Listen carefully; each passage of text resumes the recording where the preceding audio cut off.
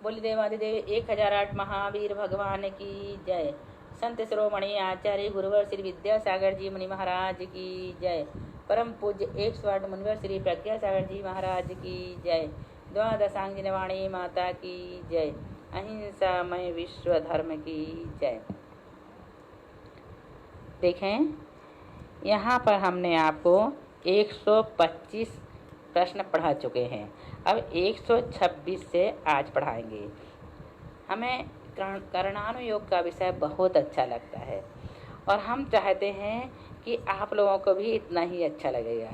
क्योंकि कर्म जिसे हमने अनादिकाल से बांध रखे हैं और जिनसे छुटकारा पाना बहुत मुश्किल है। कम से कम उन कर्मों के बारे में हम समझें और फिर से ये कर्म ना बंधें, उनसे छुटकारा पाने का प्रयास करें। क्योंकि कर्म तो हमने ऑलरेडी बांध रखे हैं, इतने सारे कर्म बन गए हैं, उनसे छूटना बहुत मुश्किल है। लेकिन और नवीन नवीन कर्म हम बांधते चले जाते हैं, तो उन कर्मों से हम बचें। जो नए कर्म बन रहे हैं, यदि वो नवीन कर्मों से हम बच पाएंगे तो इससे ये फायदा होगा कि हम यदि कर्म कांड पढ़ रहे हैं या कर्णानुयोग पढ़ रहे हैं, तो जो आते हुए जो कर्म हैं, यानी कर्मों का जो आश्रय हो रहा है, उनसे हम बच सकेंगे। यूँ तो कर्म प्रति समय हमारी आत्मा से आकर के चिपकते हैं, हमारे जैसे परिणाम होते हैं वैसे कर्म बनते हैं। लेकिन कम से कम इतना तो कर सकते हैं कि अशुभ कर्मों से हम बच सकें और शुभ कर्मों का ही बंध हो। और कोशिश यही रहे कि संबर हो, इंद्रजरा हो, और बल्कि ये कोशिश रहे कि समस्त कर्म झड़ जाएं। लेकिन उतना पुरुषार्थ तो शायद नहीं कर पाएंगे। हाँ, इतना जरूर कर सकते हैं कि आते हुए अशुभ कर्मों से हम अपने को बचा सकते हैं और बचाने का प्रयास कर सकते हैं। देखो, यहाँ पर क्या बताया जा रहा है। प्रथमोपशम सम्यक्त अथवा छायोपशमिक सम्यक्त वाला किस विधि से श्रेणी चढ़ने का पात्र बन सकता है। प्रथमोपशम सम्यक्त वाला प्रथमोपशम सम्यक्त को छोड़कर छायोपशमिक सम्यक्त को ग्रहण करे।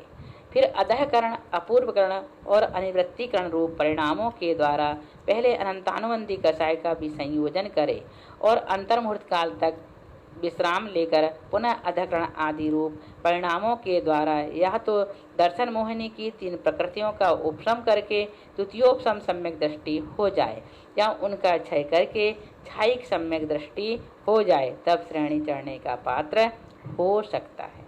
आगे समझ में। अब देखो, विसंयोजन किसे कहते हैं। इसमें आया है विसंयोजना, तो विसंयोजन किसे कहते हैं। तो यहाँ पर बताया जा रहा है कि अंतानुबंधी क्रोध मान के कर्म परमाणुओं को 12 कषाय 12 कषाय कौन सी 12 कषाय। अप्रत्यक्षान्वरण क्रोध मान माया लोभ, प्रत्यक्षान्वरण क्रोध मान माया लोभ और संयोजन क्रोध मान माया लोभ। ये कितनी हो गई 12। और 9 कषाय हास्य आदि 9 कषाय रूप परिणामाने को क्या कहते हैं, विसंयोजन कहते हैं। जिस करण में ऊपर के समय में वर्तमान जीव के परिणाम जैसी विशुद्धता को लिए हुए हों, वैसे ही विशुद्धता को लिए हुए परिणाम नीचे के समय में वर्तमान के जीव भी होते हैं, उसे अधः प्रवर्तकरण कहते हैं। जैसे 2 जीवों ने एक साथ अधः प्रवर्तकरण को प्रारंभ किया, द्वितीय आदि समय बीतने पर उनमें से एक जीव के परिणाम जैसी विशुद्धता को लिए हुए होते हैं, दूसरे जीव के वैसी विशुद्धता के लिए हुए परिणाम प्रथम समय में भी होते हैं। इस प्रकार इस करण में ऊपर और नीचे के समय संबंधी परिणामों की समानता और असमानता होने से इसे अधः प्रवर्तकरण कहते हैं। इसका काल अंतर्मुहूर्त है। कितना समय है इसका, अंतर्मुहूर्त का समय है। अपूर्वकरण किसे कहते हैं, जिसमें प्रति समय अपूर्व परिणाम होते हों, उसे अपूर्वकरण गुणस्थान कहते हैं। सारांश यह है कि इस करण में ऊपर के समयों में स्थित जीवों के और नीचे के समय में स्थित जीवों के परिणाम कभी भी समान नहीं होते, किंतु एक ही समय में स्थित जीवों के परिणाम समान भी होते हैं और समान नहीं भी होते। जैसे जिन जीवों को अपूर्व कण में आए 5वां समय है, उन जीवों के जैसे परिणाम होते हैं, वैसे परिणाम जिन जीवों को अपूर्व कण में आए 1, 2, 3 या 4 अथवा 6 समय हुए हैं, उनके कभी भी नहीं होते। तथा 5वें समय में वर्तमान जीवों के परिणाम परस्पर में समान भी होते हैं और नहीं भी होते। इसका काल भी अंतर मुहूर्त है। कौन सा गुण स्थान? ये अपूर्वकरण गुण स्थान है। अब अधःकण और अपूर्वकण में क्या अंतर है? तो अधःकण में भिन्न भिन्न समयों में वर्तमान जीवों के परिणामों में जैसे समानता होती है, अपूर्वकण में वही नहीं होती। तथा अधःकण में जैसे एक समय में स्थित जीवों के परिणामों में समानता और असमानता दोनों होती है, वैसे अपूर्वकण में भी होती है। अनिवृत्तिकरण किसे कहते हैं? जिस कण में भिन्न समयवर्ती जीवों के परिणाम असमान ही होते हैं और एक समयवर्ती जीवों के परिणाम समान ही होते हैं, उसको अनिवृत्तिकरण कहते हैं। जैसे जिन जीवों को अनिवृत्तिकरण में आए हुए 5वां समय है, उन त्रिकालवर्ती जीवों के परिणाम परस्पर में समान हो जाते हैं, हीन अधिक नहीं होते, तथा वे परिणाम जिन जीवों को अनिवृत्तिकरण में आए हुए 4था समय हुआ है, उनके विशुद्ध परिणामों से अनंत गुणे विशुद्ध होते हैं। इसी तरह जिन जीवों को अनिवृत्तिकरण में आए हुए 6ठा समय हुआ है, उनके परिणाम 5वें समयवर्ती जीवों के विशुद्ध परिणामों से अनंत गुणे विशुद्ध होते हैं। इसी तरह सर्वत्र जानना। अब देखें सूक्ष्म सांप्राय गुण स्थान का क्या स्वरूप है। कौन सा नंबर का गुण स्थान? ये सूक्ष्म सांप्राय 10वें नंबर का है ना। जिस गुण स्थान में अत्यंत सूक्ष्म अवस्था को प्राप्त लोभ कषाय का उदय शेष रहता है, उसको सूक्ष्म सांप्राय नामक 10वां गुण स्थान कहते हैं। उपशांत कषाय स्थान का क्या स्वरूप है? जैसे गंदे पानी में फिटकरी डालने से पानी ऊपर से निर्मल हो जाता है और जो मिट्टी है वो नीचे बैठ जाती है, वैसे ही जिस जीव का मोहिनी कर्म पूरी तरह से उपशांत हो जाता है, वह जीव उपशांत कषाय नामक 10वें गुण स्थान वाला कहा जाता है। इस गुण स्थान का काल अंतर मुहूर्त है। काल पूरा हो जाने पर मोहिनी का उदय हो जाता है, जिससे इस गुण स्थान वाला जीव गिरकर नीचे के गुण स्थानों में आ जाता है। देखो कौन सा गुण स्थान है? ये 11वां, और 11वें गुण स्थान से गिरकर जीव नीचे आता है।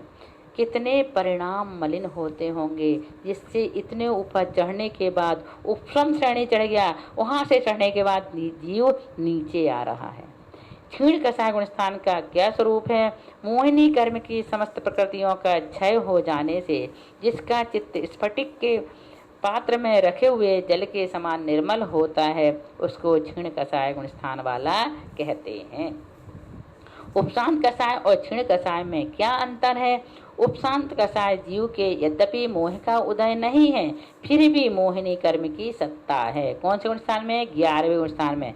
किंतु क्षीण कषाय जीव के मोहिनी कर्म का उदय भी नहीं है और अस्तित्व भी नहीं है, न सत्ता है न उदय है।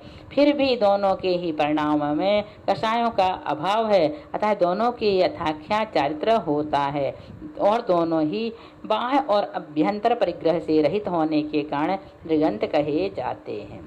संयोग केवली गुण स्थान का क्या स्वरूप है? जो केवल ज्ञान रूपी सूर्य के द्वारा लोगों का अज्ञान रूपी अंधकार दूर करते हैं और छायिक सम्यक्त, छायिक चारित्र, छायिक ज्ञान, छायिक दर्शन, छायिक दान, छायिक लाभ, छायिक भोग, छायिक उपभोग, छायिक वीर, इन 9 लब्धियों के प्रकट होने से जो परमात्मा कहे जाते हैं, उनको संयोग केवली गुण स्थानवर्ती कहते हैं। आशा यह है कि योग की मुख्यता होने से उन्हें संयोग कहते हैं, केवल ज्ञानी होने से केवली कहते हैं और घाती कर्मों का निर्मूल नाश कर देने से वे जिन कहे जाते हैं। इस तरह उसका पूरा नाम संयोग केवली जिन सार्थक है। आगे समझ में कितनी अच्छी बात यहाँ पर बता दिए कि संयोग क्यों कहते हैं, केवली क्यों कहते हैं और जिन क्यों कहते हैं। अयोग केवली गुण स्थान का क्या स्वरूप है? समस्त कर्मों का आश्रय रुक जाने से जिसके नवीन कर्म बंध का सर्वथा अभाव है तथा मनोयोग, वचन योग और काय योग से रहित होने के कारण जो अयोग कहे जाते हैं उनको अयोग केवली कहते हैं। 14वां गुण स्थानवर्ती जीव है ना, क्या कहलाते हैं? अयोग केवली कहलाते हैं। किस गुण स्थान से जीव किस गुण स्थान में जा सकता है? मिथ्या दृष्टि तीसरे, चौथे, पांचवें और सातवें स्थान को प्राप्त कर सकता है। मिथ्या दृष्टि बोले तो पहला गुण स्थानवर्ती। दूसरे साधारण गुण स्थान वाला जीव गिरकर मिथ्यात्व में ही आता है, ऊपर नहीं चढ़ता। दूसरा गुण स्थान वाला ऊपर नहीं जाता। मिश्र गुण स्थान वाला पहले या चौथे गुण स्थान को प्राप्त होता है, दूसरे में नहीं आता। अविरत सम्यक दृष्टि और तेज व्रत अप्रमत्त संयत गुण स्थान तक प्रमत्त संयत के सिवा अन्य किसी भी गुण स्थान को प्राप्त हो सकते हैं। प्रमत्त संयत गुण स्थान वाला अप्रमत्त संयत पर्यंत द्वि गुण स्थानों में इसे किसी भी गुण स्थान को प्राप्त हो सकता है। अप्रमत्त संयत गुण स्थान वाला छठे गुण स्थान को या अपूर्व गुण स्थान को प्राप्त होता है। उपसम श्रेणी वाले जीव उपसम श्रेणी के गुण स्थानों पर क्रम से चढ़ते हैं और क्रम से ही उतरते हैं, अर्थात अपूर्व अनिवृत्ति और सूक्ष्म सांप्राय गुण स्थान के एक अपने से नीचे के और एक अपने से ऊपर के, इस तरह दो ही गुण स्थानों को प्राप्त कर सकते हैं। और उपशांत कसाय गुण स्थान वाला ऊपर नहीं चढ़ता, नीचे ही आता है। बताया था ना अभी आपको 11वें नंबर का, ऊपर नहीं जाता, नीचे ही आएगा। अतः वह एक सूक्ष्म सांप्राय गुण स्थान को ही प्राप्त होता है। छपक श्रेणी वाले जीव 8वें, 9वें, 10वें और 12वें आदि गुण स्थानों में क्रम से चढ़ते हैं। अब देखो किस गुण स्थान में मरण होता है? तीसरे गुण स्थान में तथा छपक श्रेणी के 4 गुण स्थानों में और 13वें स्थानों में मरण नहीं होता। शेष गुण स्थानों में मरण होता है। कहाँ का नहीं होता? तीसरे में नहीं होता। छपक श्रेणी के 4 गुण स्थानों में भी नहीं होता। छपक श्रेणी के 4 है ना, कौन कौन से 4 छपक श्रेणी के? 8वें, 9वें, 10वें और 12वें, इसमें भी मरण नहीं होता। और 13वें गुण स्थान में भी मरण नहीं होता। शेष गुण स्थानों में मरण होता है। किस गुण स्थान में मरकर जीव किस गति में जाता है? पहले और चौथे गुण स्थान से मरकर जीव चारों गतियों में से किसी भी गति में जा सकता है। साधन से मरकर नरक गति में नहीं जाता। साधन गुण स्थानवर्ती जीव जब मरता है तो वह नरक गति में नहीं जाता। शेष तीनों में से किसी भी गति में जा सकता है, नरक में नहीं जाएगा, है ना। 14वें गुण स्थान से मुक्ति होती है और शेष 7 गुण स्थानों से मरकर जीव नियम से देवगति में ही जाता है। किस अवस्था में मरण नहीं होता? मिश्र काय वाले, प्रथमोपम सम्यक्त वाले और 7वें नरक में दूसरे आदि गुण स्थानों में वर्तमान जीवों का मरण नहीं होता। फिर से देखो, मिश्र गुण स्थान वाले, प्रथमोपम सम्यक्त वाले और 7वें नरक में दूसरे आदि गुण स्थानों में वर्तमान जीवों का मरण नहीं होता। अनंतानुबंधी का विषय करके जो जीव मिथ्या गुण स्थान में आता है, अनंतानुबंधी का भी संयोजन करके जो जीव मिथ्या गुण स्थान में आता है, एक अंतर मुहूर्त तक उसका मरण नहीं हो सकता।